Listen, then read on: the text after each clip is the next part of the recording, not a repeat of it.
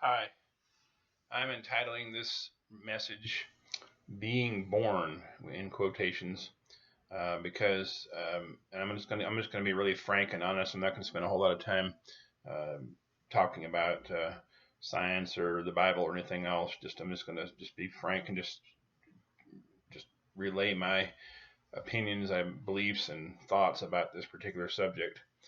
So, being born, that is something that's a phrase that we use a lot, in our society, and we think of it, we don't even think twice about that, the concept or the phrase being born. It's just something people say all the time. There were 33 babies born today.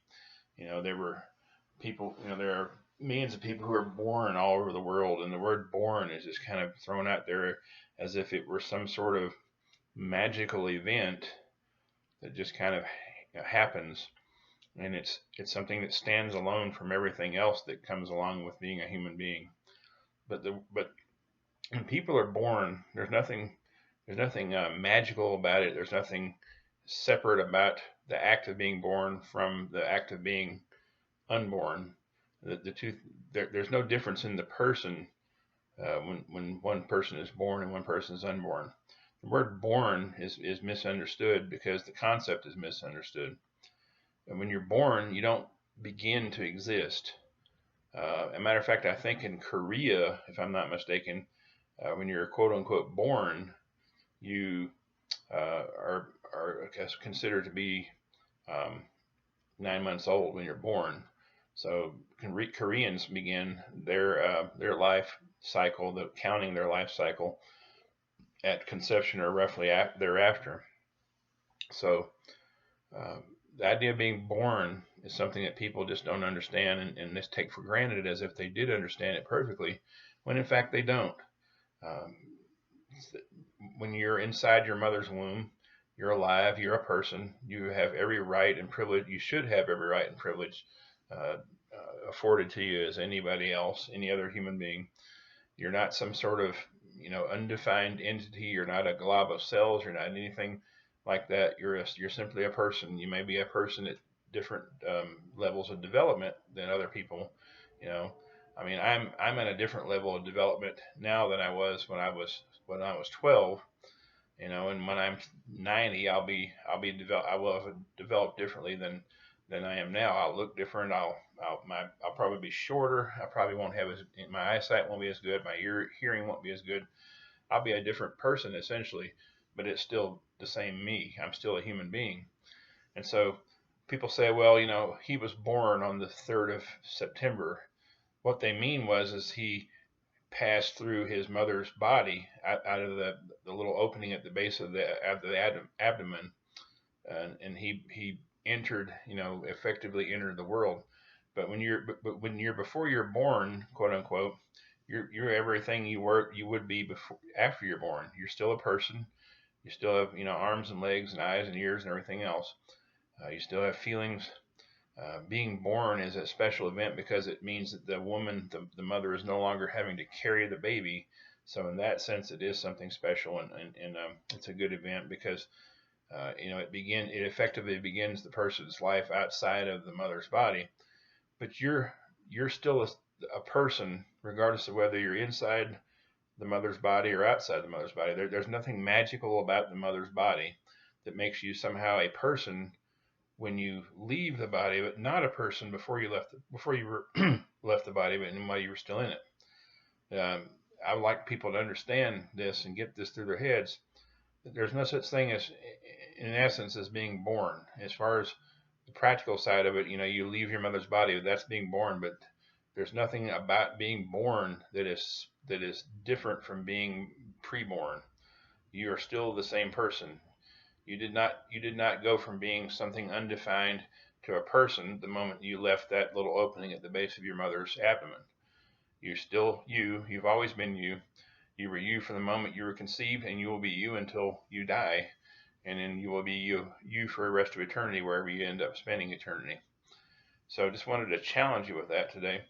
Um, this idea of being born is, it's almost like there's this special thing that changes people from something, some kind of creature or thing or blob into a human being simply because they pass through that little membrane, that little area below the waist. And it's simply not the case. You are always you. Your being born didn't change who you were. It didn't legitimize your life. Your life was already legitimate. You were already a person. You were already created in the image of God. You already had a spirit before you were quote unquote born. So please get get out of this mindset. Get these thoughts out of your head. Stop talking about how, you know, until the baby's born, then the mother has all these rights and privileges. There's no difference between the person before and a person after birth. Same person. If you wouldn't kill your baby after he or she is born, quote unquote, then you shouldn't kill your baby before they're born, because they're still the same baby. It's because you can't see them visibly doesn't mean that they're not there. Doesn't mean that they're not a person. Doesn't mean that they don't have rights. It doesn't mean that you have the right or the privilege or um, the moral stance, the moral ability to end their life simply because they have not passed through your body yet. Uh, that's kind of like saying a soda pop or a soft drink is not really a soft drink until you put the money in and it comes out. Before that, it's just undefined. It's just something that may or may not be something in there. It's undefined. It doesn't become a soft drink until you put the money in and it pops out of the machine. Then you can see it. Then you can hold it in your hands. Then you can drink it. Then it's a soft drink. But before that, it was nothing, right? I mean, that's how ridiculous the logic is behind these arguments about people being born. It's like, oh, he began his life on the 3rd of September because he was born. No, he began his life the moment you and your husband or you and your wife had sex, and then the semen went into your wife's body, or your semen went into your wife's body, or his semen went into your body, and it met with the egg and fertilized the egg, and then that was a fertilized cell, and that was the beginning of life. That person has been a person ever since then and will continue to be a person long after they are quote unquote born, hopefully. So just wanted to challenge you with this. I want people to step outside of this. I mean, there's kind of almost kind of a cloud of almost I don't know, willful ignorance in the minds of people today. They're so sold out to their leftist ideas and this propaganda, this Margaret Sanger euthanasia, uh, eugenics propaganda, and all this stuff that it's just, I mean, the world has gone insane, and people are literally murdering their children, thinking that they're not doing anything wrong, anything more wrong than they would if they removed an ingrown toenail. This is idiocy, and it's evil, and it needs to stop. So just please, in the name of God, stop killing your children. Stop thinking of your children as some sort of thing until they come out of your body. They're always a person. They were a person the moment they were created, procreated, and created. So stop thinking like that and start realizing that you have something special. You have a gift in your body, a gift from God. It is your heritage. It is your lineage. It is your hope of the future. Without that person, your future may not. Your line may die. You may not be remembered in the future if you do not allow yourself to carry that baby through till birth. So please stop killing your babies.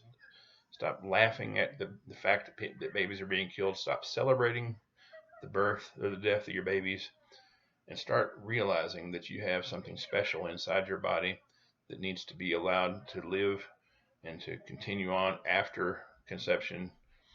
And just that's all I can say. All right.